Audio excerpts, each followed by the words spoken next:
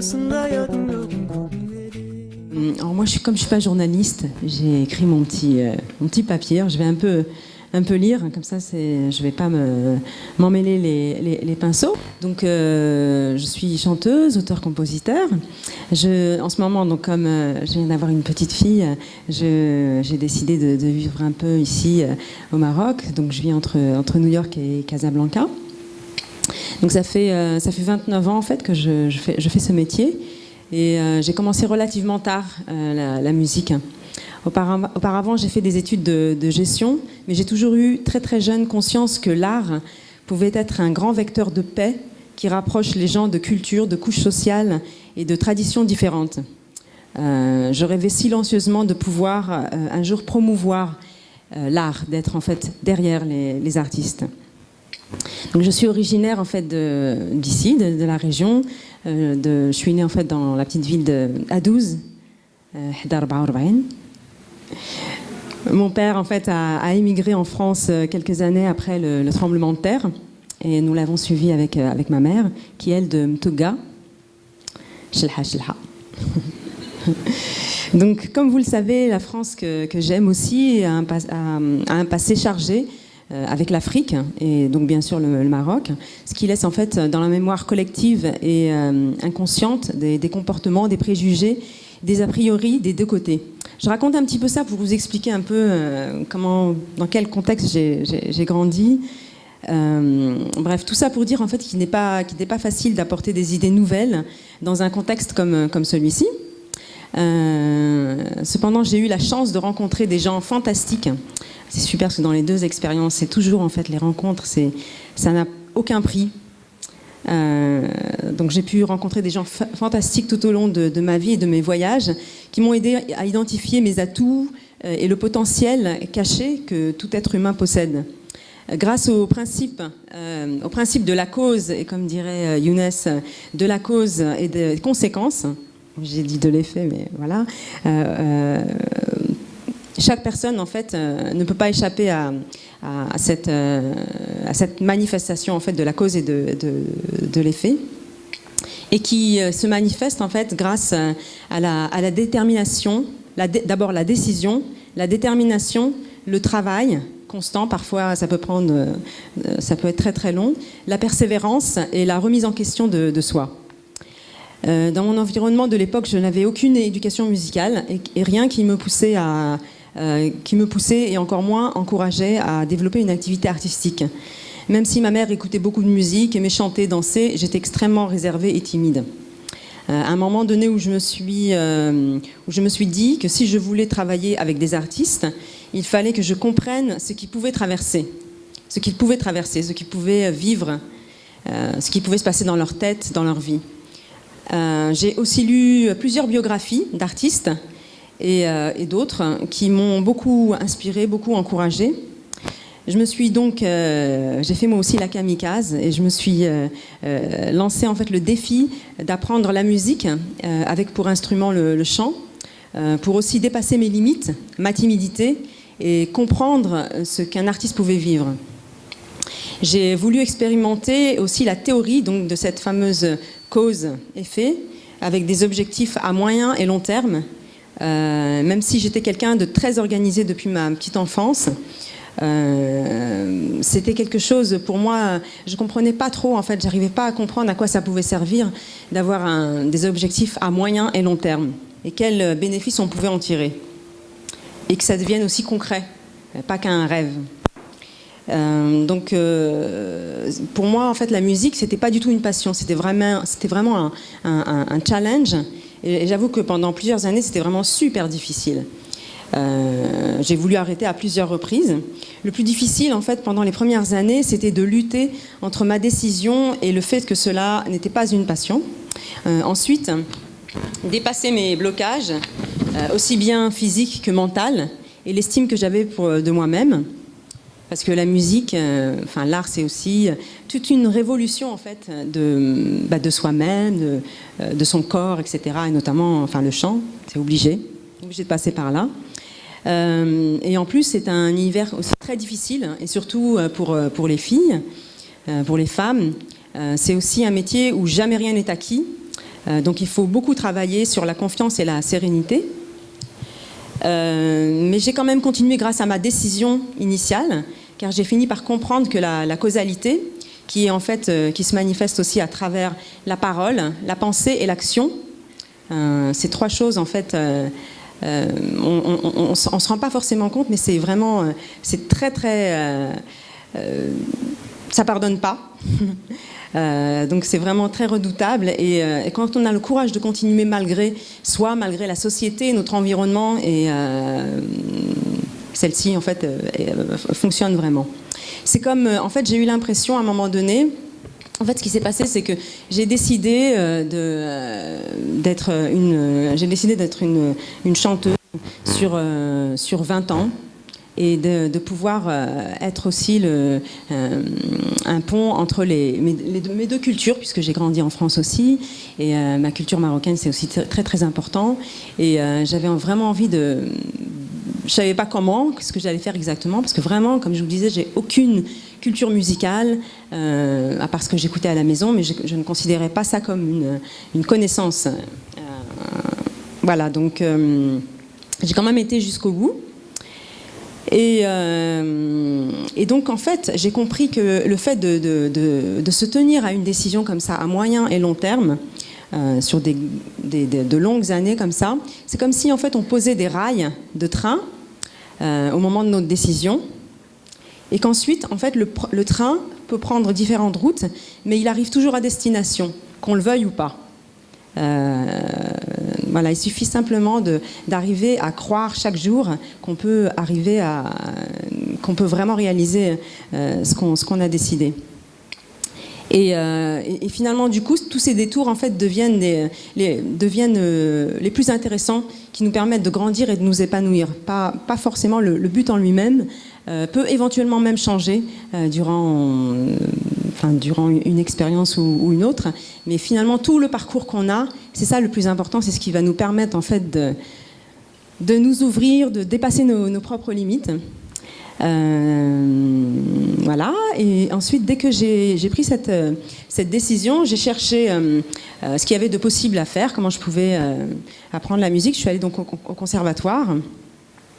Et je me suis inscrite tout de suite, genre la semaine d'après ou un truc comme ça. Et puis finalement, de fil en aiguille, je suis allée dans une école de jazz.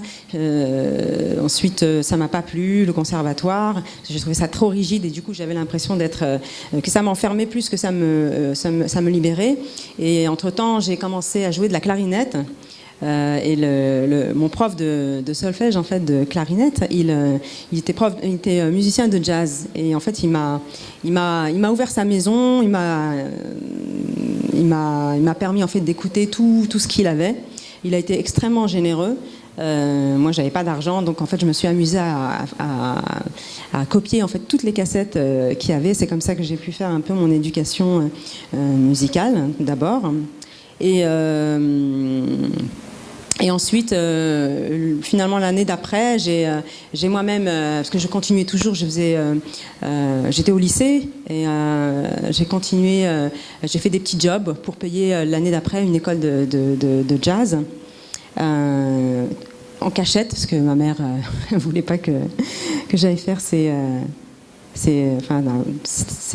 choses-là, quoi. Donc, il y a eu en fait l'étape où j'étais divisée entre la musique et les études que ma mère voulait que je fasse, parce qu'elle comptait beaucoup sur moi. Donc je suis l'aînée en fait d'une famille de 5 enfants, et ma mère nous élevait seuls, donc elle comptait beaucoup sur moi, et moi j'avais vraiment envie de l'aider, quoi. Donc c'était très très difficile pour moi. J'étais très très divisée, très partagée entre le fait de pouvoir faire un job qui permette d'avoir une certaine assurance pécuniaire, et en même temps de pouvoir m'épanouir moi en tant que Malika.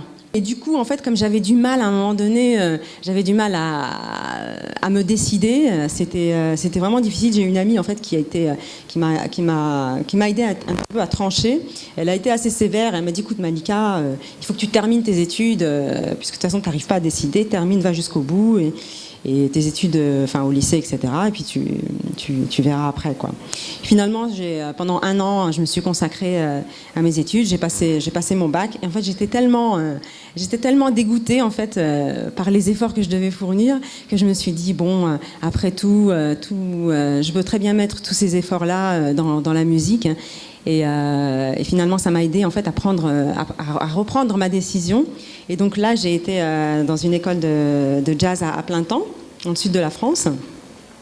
Et ensuite, j'ai intégré le conservatoire de Marseille. Et pour la classe de jazz, j'étais d'ailleurs la première chanteuse à intégrer en fait cette classe de jazz à Marseille, ce conservatoire de jazz.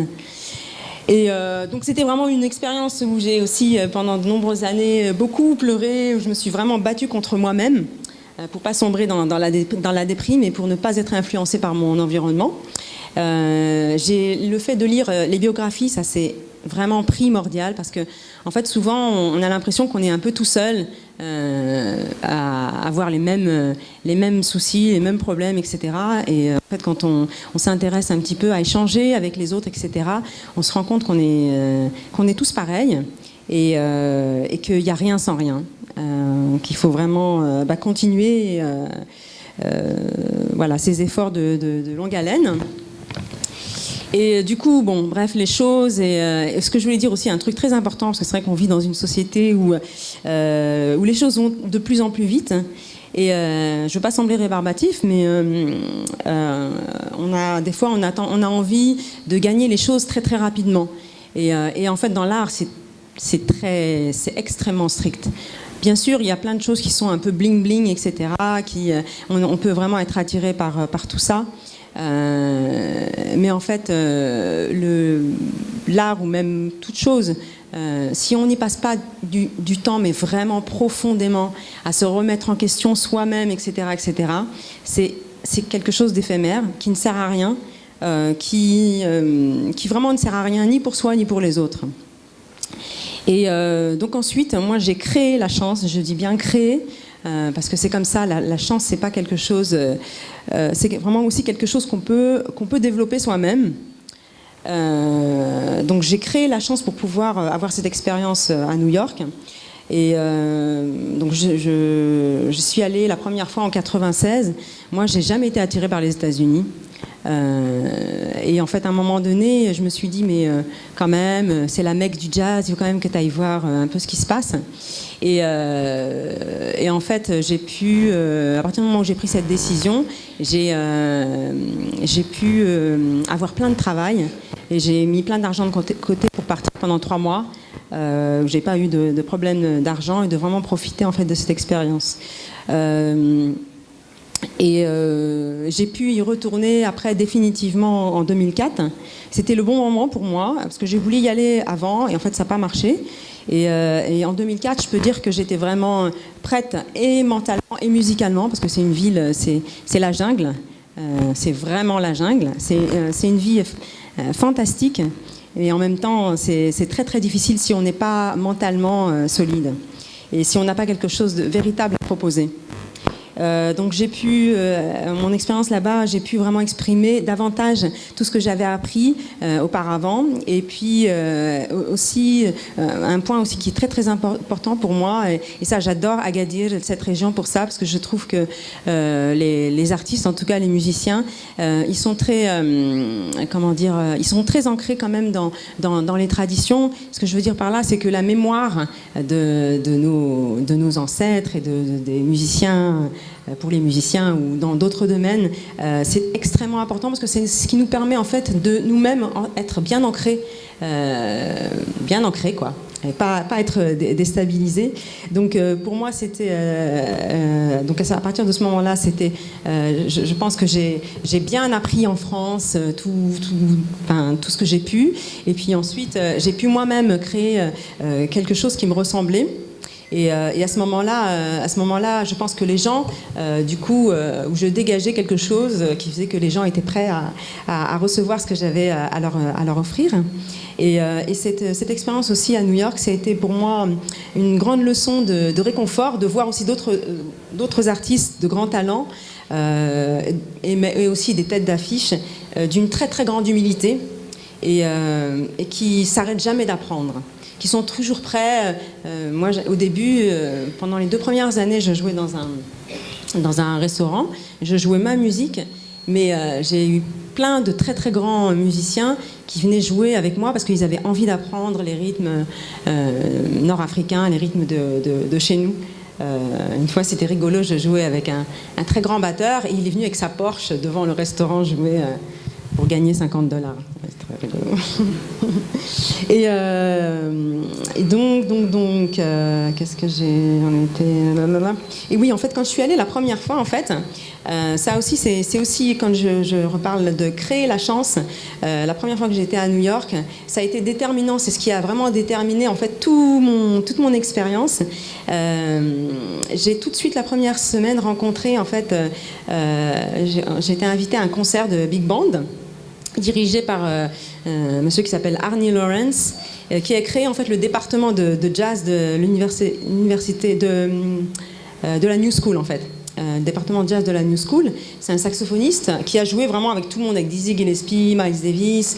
Il a formé en fait tous les Wynton Marsalis, etc., etc. Donc il connaissait tout le monde. Et en fait sa théorie en fait c'était de baser en fait l'enseignement de ses élèves à travers la rencontre des anciens. Donc en fait son big band, il avait 3 concerts par semaine. Et en fait à chaque fois il invitait un ancien à se joindre à nous, parce qu'en fait du coup moi j'ai travaillé avec eux pendant 3 mois, donc c'était pour moi mais fantastique de pouvoir rencontrer ces géants, jouer avec nous, c'était vraiment fabuleux de les voir en tant qu'être humain et en tant que musicien. Ça encore, ça remplace rien, ça remplace pas le côté technique, etc. Parce que ça, c'est ce qui encourage, c'est ce qui alimente vraiment les gens, les jeunes à vraiment travailler. Ça a du sens et c'est pas l'inverse. Voilà, et donc juste pour terminer aussi, c'est vraiment par mon travail et par mon comportement que j'ai gagné la confiance de beaucoup de musiciens et des gens du métier, et donc j'ai pu collaborer avec des musiciens de renommée internationale et me produire dans des endroits prestigieux et mythiques dans le monde entier. Et donc pour moi, c'est pas une fin en soi. Je suis toujours prête à me dépasser et à apprendre et à collaborer avec d'autres personnes ici et ailleurs. Et maintenant, je suis vraiment, mais sincèrement, mais profondément persuadée que n'importe qui peut réaliser ses rêves les plus fous, quelle que soit sa condition initiale. Voilà.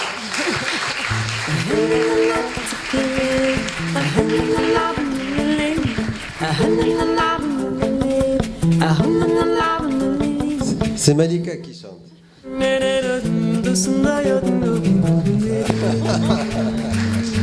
J'ai pas été trop rébarbatif à lire. Non. Malika, elle a été trop modeste. Elle a quand même joué au Carnegie Hall, quand même. Bah oui, mais... Ça donne quoi? Qu'est-ce que ça fait quand tu rentres au Carnegie Hall, par exemple? Ben, en fait, c'était en plus avec quelqu'un avec lequel j'ai beaucoup de enfin, c'est un géant, c'est avec Bobby McFerrin, donc c'était monstrueux, mais en même temps, bon, Bobby McFerrin, par exemple, c'est quelqu'un d'extrêmement simple, et c'est encore, en fait, à chaque fois, je me dis que il n'y a jamais rien d'acquis, que ce qui est important, c'est soi-même, comme tu parlais, tu vois, de sa sincérité, être sincère avec soi-même, etc. Il n'y a que ça qui compte. Le reste, c'est le lendemain, ça peut partir. Il n'y a rien qui reste. Donc voilà, quoi. C'est tout le temps revenir à soi-même et à sa simplicité. Bravo. Merci.